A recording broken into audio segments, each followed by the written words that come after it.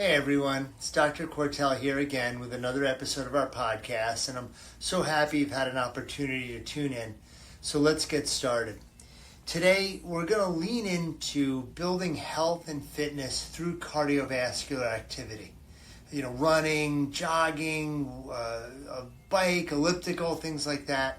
And let me ask you, start with this question, right? When was the last time you spent 45 minutes on a treadmill or a spin bike and thought, whoa, that was totally worth all my time? Yeah, I've not felt like that in a long time either.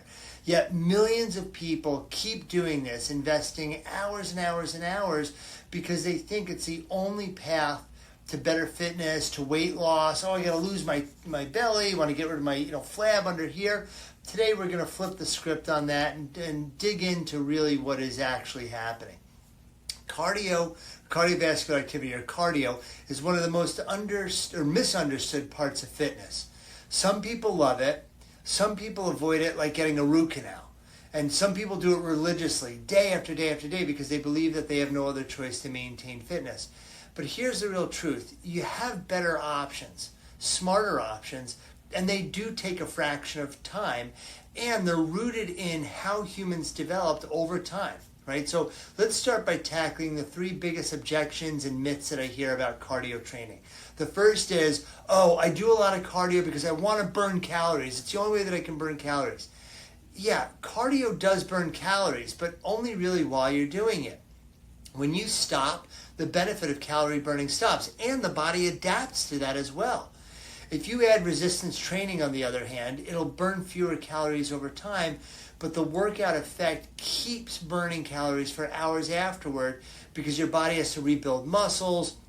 More muscle means better glucose storage, which means better insulin sensitivity, faster metabolism. When you're at rest, all these things line up. Whereas if you're constantly doing steady state cardio, the body, builds a resistance to that over time, and you become adapted to it.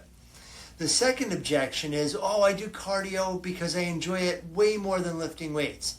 I get it. Enjoyment matters. It does. But, I love ice cream more than I love broccoli, but it doesn't make ice cream a good choice for dinner. Just because you prefer something, it doesn't mean it should override your physiological need, right? Just because you prefer it doesn't mean you should be doing it. And then the third one is, I avoid lifting weights because I'm afraid of injury. Here's the irony.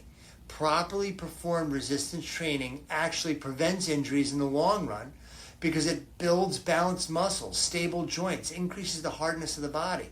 Whereas endless repetitive cardio without any sort of variety, that's usually where I see most of our overuse injuries coming from, right? So it's a cross training that does help. So not just saying just resistance training, you can do cardio, but the type of cardio you need is important, right? And we have to use it correctly.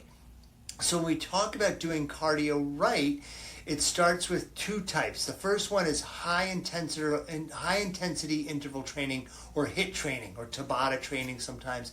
It's short, efficient training that's perfectly aligned with how we evolved as humans. Our ancestors 20, 30,000 years ago didn't go out for a morning jog around the savannah. Right? They would move steadily throughout most of the day, but occasionally they'd have a burst of maximum effort, like chasing prey or escaping danger, surviving, doing something, right? So brief, intense cardio demand, that's what HIIT training replicates. So a HIIT session might look like this. You might warm up for a minute or a couple of minutes, and then you're going to push as hard as you can for 30 to 90 seconds, catch your breath, and repeat. So walk for a little bit, then jog, run real quick, then walk, then jog, then run real quick. And then you just repeat this cycle a few times. And maybe in 5 to 10 minutes, you'll do it 3-4 times. It'll stimulate mitochondrial growth. It'll improve your insulin sensitivity. It'll strengthen your heart. It'll create a metabolic afterburn that lasts way after you're done, long time after you're done. So the benefits keep on building. It will feel uncomfortable. If it feels uncomfortable, you're doing it correctly, right? You should be breathless. You should feel like your body is begging you to stop. That's where the adaptation happens. That's really where the building of increased fitness happens. The intensity doesn't mean be reckless. Go into it slowly, gradually, build over time. Always prioritize technique and safety and control over, being too intense. right? And then on the opposite side of this, the training that we do, instead of the HIIT training, it's a zone 2 training, right? So if HIIT is an explosive sprint, zone 2 is a calm, steady climb. It's a low, moderate intensity aerobic work at about 60 to 70% of your maximum heart rate. You can typically hold a conversation, but it'll sound like you're working a little bit and breathing a little bit heavy, but yeah, we can talk about, right? That's zone 2. It doesn't feel dramatic, but the benefits are extraordinary, right? Weightlifting, you can maintain zone 2, right? It strengthens your heart. It improves circulation. It builds real endurance. It builds the ability of your body to use oxygen efficiently over long periods of time. This is where your body learns to burn fat as fuel. It'll cause an increase in mitochondrial number and efficiency. It improves your metabolic flexibility. It improves your insulin sensitivity. You're not going to have these sugar spikes as much. And from a longevity and health span perspective, zone 2 is one of the most powerful tools of training you have. If you do supersets in weightlifting, long heavy walks, maybe with a pack on the back, and it also helps for recovery. It's low impact, promotes circulation, and stimulates body repair without added stress. Mentally, it provides a reset button. It lowers stress hormones of cortisol, helps to stabilize mood, gives your brain just a little bit of breathing room, just a little bit of, oh wow, that was great, right? So which is better, HIIT or zone 2? The magic is both, right? When you do both, they synergistically help each other become better. HIIT training builds power, speed, metabolic intensity.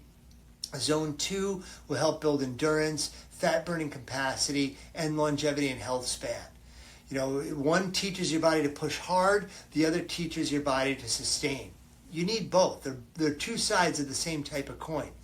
And if you think of fitness like building a house, zone 2 would be the foundation. It makes everything else possible. And the HIIT training are the beams that give structure, that give the power, the resilience. If you only build with HIIT training, you're going to burn out. If you rely only on zone 2, it'll definitely help. You'll be healthier, but you're never going to unlock the body's full potential for metabolic health, mitochondrial health, cardiovascular fitness, and potential. Right? But remember, together you have a complete system with the two of them. They act synergistically. 1 + 1 = 3 when you do them together.